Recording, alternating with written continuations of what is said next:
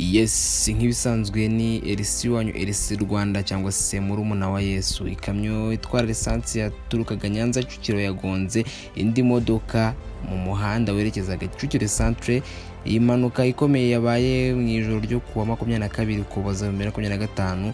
Polisi yahise yihutira kujya gutabara. Iyi modoka yamanukaga mu muhanda wa Nyanza Kicukiro irenze hafi ya Mount Kigali University.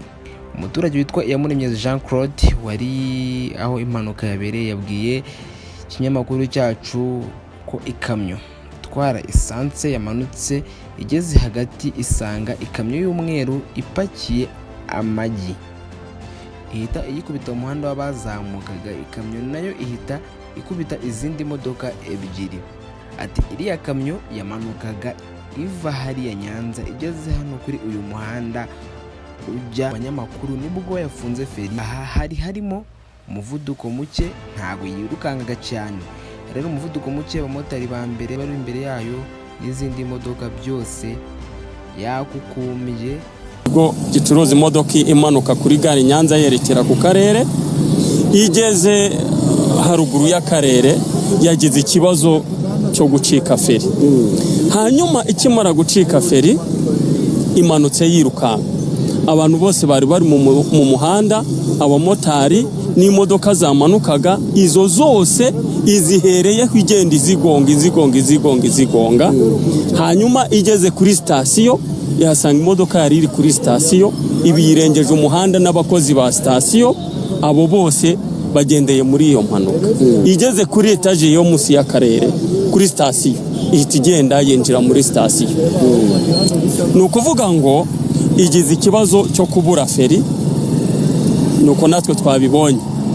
Ubonye babiri, ngewe mbashije kubona abantu bapfuye, mbonye abantu 6 kuko hari abagaramye mu muhanda, hari abo bateruye bajyanye begeje ku ruhande, abo nibo ngewe nabashije kubona 6.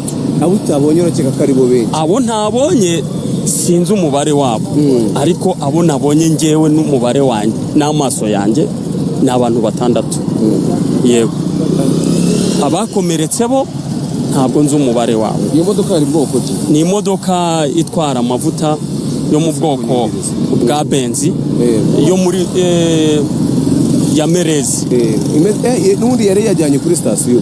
Sinzi niba yari yajyanye kuri sitasiyo, ariko ni itwara esanse y'umugabo bita Merezi. Yanditseho Merezi kwa. Yego. Gamake yangewe nari notse Nyanza mfite umugeni mujyanye Remera. Inyuma nyaturuka hoho ivuza amahone. Okay, ngewe nkunda kureba muri televiziyo cyane. Muri televiziyo mbona imodoka yagenda kubita amatara. Ndavuga ni ya modoka ishaka kwicisa feri. Ko hoho hano bushize yakoreye impanuka bagomba n'umukobwa wari inshuti yanjye witwa Gastorange arapfa. Iki iyi mpanuka biramushyingura. Iyi mpanuka ari ikintu kiteye, ikintu cy'umwihariko.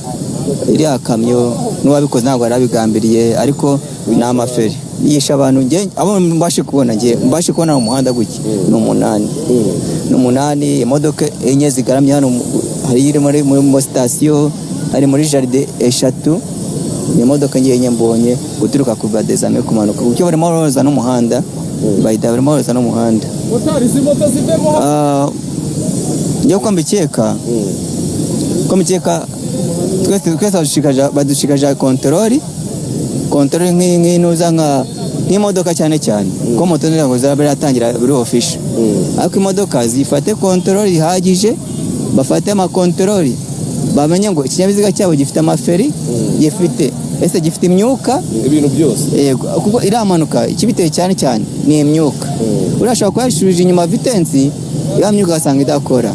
Nicyo kintu cyo biteye n'amanuka. Yego. Hanyuma musaza, impanuka igenze gutenda wari uhari bigeze bite? Impanuka ibaye natwe turi ahangaha, twari turi hafi y'ahangaha. Iyi mpanuka uburyo itangiye, imodoka yamanukaga ituruka Nyanza, ariko uburyo yazagamo wabonaga nyine atari ikibazo cyo kubura feri, yagendaga gake tu. Umushoferi nawe ushobora kuba bimutunguye kuko amanutse n'ubundi ari kugenda mu muhanda nk'uko natwe twabaga turi kugenda.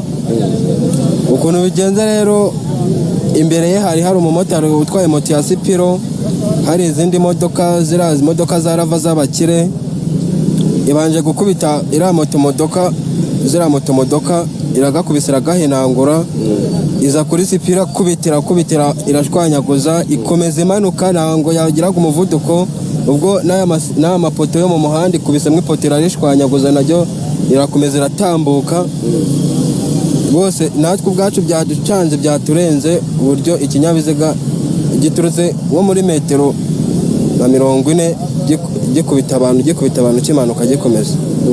Igonze nk'imodoka zingahe? Imodoka mbashije kubona ngewe ku bwanjye mbashije kubara imodoka zigera kuri 7 cyangwa 7-8 hagati aho ngaho. Arangwa n'abantu bapfuye benshi. Abantu bo barapfuye nta nubwo nashobora kubabara. Bapfuye kuko nyine bitewe nuko bikomeye cyane nta nubwo bakwegereza aho bari. Ariko uburyo turi kubabona nyine turi kubona ko bakomeretse nyine bapfuye kuko hari ambulance zigera kuri 4 nimba atari 5 zaje gutwara abantu. Gusa nyine iyi modoka ikoze ibintu bikomeye pe. Murakoze cyane. Umusaza imanuka nk'ibaye uri hehe? Imanuka je nari bava ko kanya Rutarama.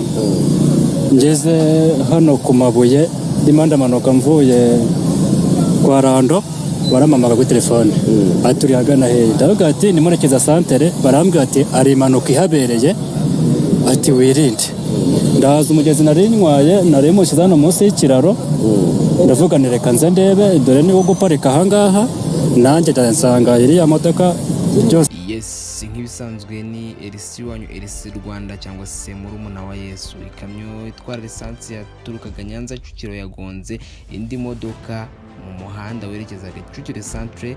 Iyi mpanuka ikomeye yabaye mu ijoro ryo kuwa 22 Ukuboza 2025. Polisi yahise yihutira kujya gutabara. Iyi modoka yamanukaga mu muhanda wa Nyanza Kicukiro irenze hafi ya Mount Kigali University. Umuturage witwa Iyamuremye Jean Claude wari aho impanuka yabereye yabwiye ikinyamakuru cyacu ko ikamyo itwara esanse yamanutse igeze hagati isanga ikamyo y'umweru ipakiye amagi ihita iyikubita umuhanda w'abazamukaga. Ikamyo nayo ihita ikubita izindi modoka ebyiri. Ati iriya kamyo yamanukaga iva hariya Nyanza igeze hano kuri uyu muhanda ujya abanyamakuru nibwo yafunze feri